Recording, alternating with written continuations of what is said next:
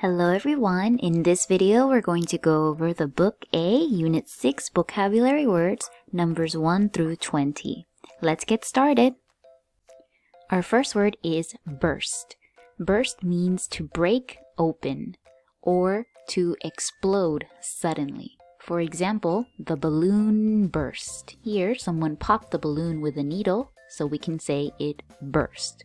Or, the girl used a bat to burst open the piñata. This is the piñata, it's full of candy, and she used a bat to burst it open so that it exploded and all of the candy came out. This is the word burst. Our next word is change. Change means to make different.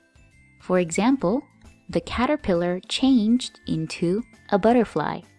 Or, the boy changed into a red shirt and blue shorts. This is the word change. Our next word is cheat. Cheat is a verb and it means to act in a way that is not honest in order to get something from someone. Here, the boys are taking a test and this boy is looking at the answers of the other boy. That is called cheating.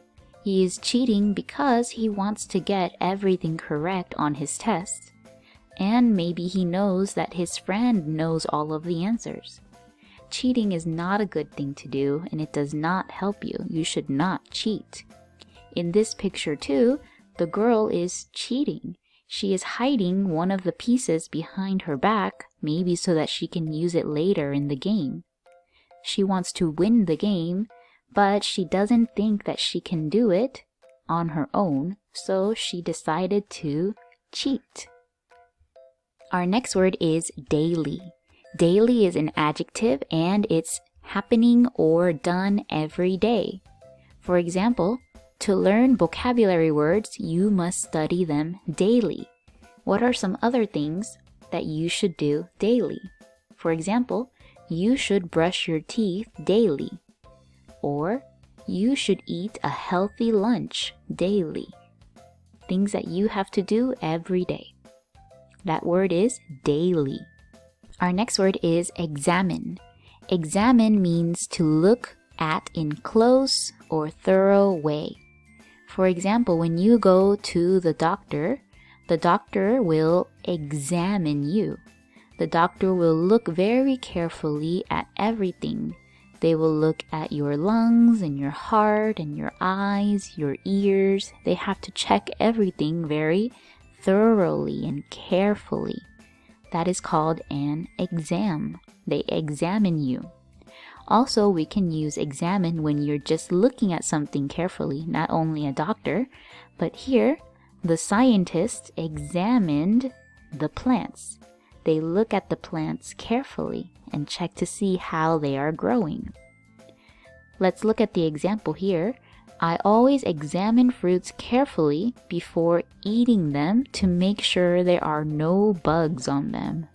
Imagine if you get a fruit and you find a bug on it. If you don't examine your fruit first, you might be eating that bug. Our next word is fasten. Fasten. Please be careful, this word is not fasten, it's fasten. Fasten means to join two things or two sides of something so that they stay together. For example, I fastened the necklace around my neck. You put the two parts together so that it will stay in place. We also use this word fasten many times when we're talking about a belt. A belt, we fasten the belt around our waist. Or when you are in the car, you have to fasten your seat belt. You have to put one side together with the other side so that it will stay in place. What are some other things that you can fasten? Our next word is frantic. Frantic is an adjective, and it means acting in a wild and excited way because you are afraid or because you are worried. For example, the child became frantic when he couldn't find his parents in the crowded mall. Imagine if you become lost, you might look like this. You might be very, very worried or afraid because you can't find your parents. In that case, you can say, I became frantic, or I was frantic. Or we can also use this word when someone is very, very busy and they're trying to finish all of their work very fast. We can say they were frantic. Or also someone who is working in an office and they have many things to do. They have to answer the phone and they have to check the papers and write in the computer. They're so busy that it's making them act frantic. They are acting in a wild and excited way. Our next word is hobby. Hobby is a noun and it's something that you do for fun. For example, her favorite hobby is making dolls, or taking photos of animals is his hobby. Your hobby is not your job. Instead, it's just something that you like to do. For example, a hobby can be painting. My hobby is painting pictures. Or, my hobby is dancing. Or, my hobby is fishing. Do you have any hobbies? Something that you really like to do? Our next word is judge. Judge is a verb and it means to make a decision after carefully thinking about it. But we have to be careful when we judge something because sometimes it can trick you. For example, look at this picture. If you are the rabbit, you can only see the top of the carrot. You can't see under the ground. So you have to judge. You have to think about it and decide which carrot is bigger. But when you are thinking about it, of course, the one with the bigger top should also be bigger at the bottom. That's how people usually think. But when we judge something too quickly, we can make mistakes, just like this rabbit here. He judged the carrot and thought that this one would be the bigger one. But in fact, it was the other carrot. Or sometimes we look at the outside of a book and maybe the pictures on the outside don't look very fun or don't look very interesting. So we judge this book. We think this book is not very fun. But we didn't read the book. So maybe we are wrong. So we need to be careful. Look at this example. Don't judge a book by its cover. Our next word is location. Location is a noun and it means a place or position. For example, I marked the location of my house on the map. Or looking at this map, do you know the location of South Korea? It is here. Or if you are in the room, maybe you can ask a question to your mom. Mom, do you know the location of my favorite police officer car? And mom can say, yes, it's on the shelf. Or, do you know the location of my yellow box? She can say, yes, it's on the shelf. Location is the place where something is. Our next word is pattern. Pattern is a noun and it is a design that can be repeated or used again and again. For example, I love wearing things that have a stripe pattern. There's many different kinds of patterns. We can have dots, a dot pattern, or we can have stripe pattern, we can have a swirl pattern, we can have a clover pattern or a chevron pattern. These patterns are used on many different items such as clothes or even on cups you can find patterns. What's your favorite pattern? Or what's something you have that has a special pattern? Our next word is persuade. Persuade is a verb and it means to cause someone to believe something. For example, she persuaded her mom that buying a new car was a good idea. When someone is persuading you or you are persuading someone, you want them to listen to you and you want them to agree with whatever you say. You want them to think that this thing is good. If you can do it and you can change their mind, then you persuaded them. So, did you ever persuade your mom or dad to do something? Our next word is principal. Principal is a noun, and a principal is the person who is the head of the school. The example sentence here, the principal decided that we must wear uniforms every day. The job of a principal is making all of the decisions for the school. They decide the rules, they decide if we wear uniforms or not. They have to talk with parents.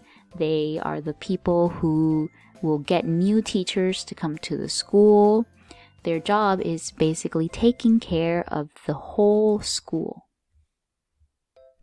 Our next word is promise. Promise is a verb and it means saying something that makes people feel sure that something will happen or will be done.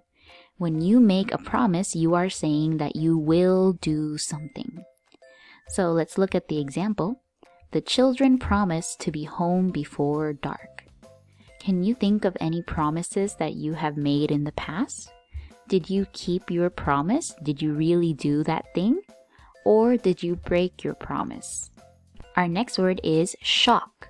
Shock is a verb and it's a sudden, surprising event that often makes you feel upset.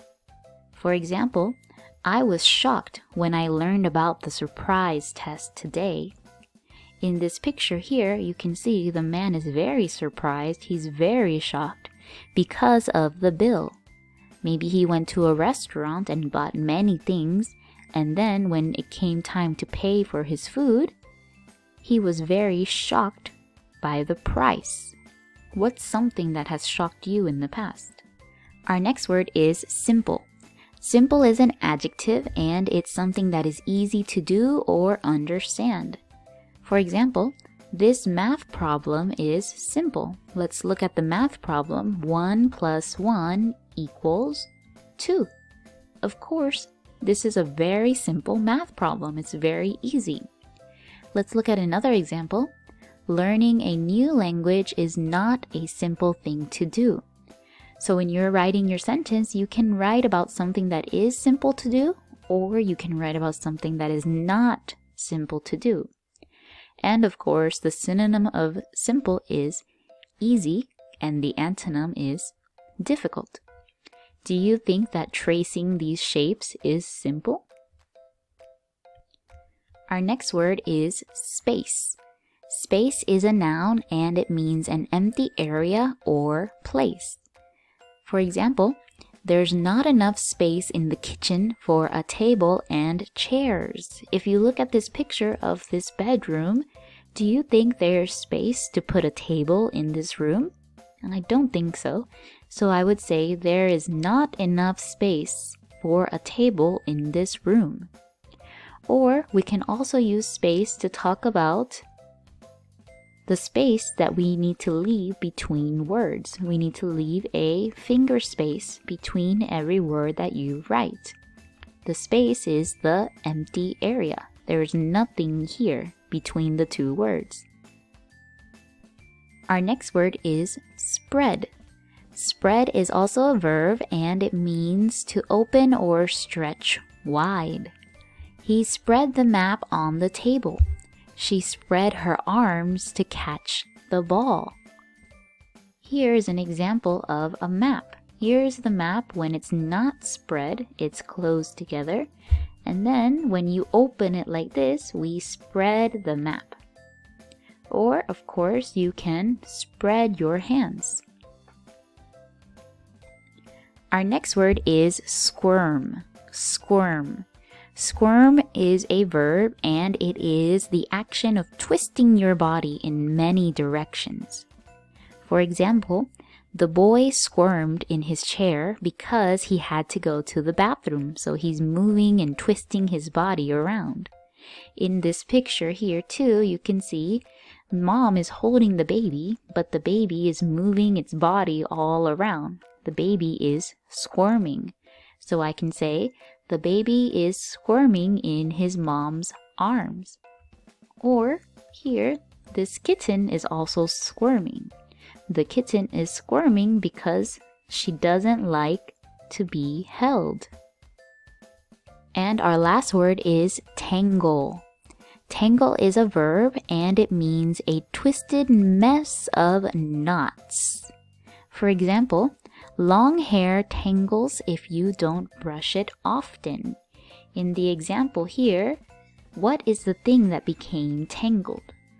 The Christmas lights. So we can say the Christmas lights are tangled, or the Christmas lights became tangled in the box.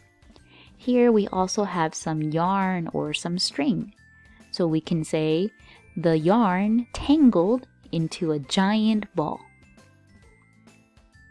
And that's all for this video. We went over the Book A, Unit 6 vocabulary words, numbers 1 through 20. Thank you for listening. Bye-bye.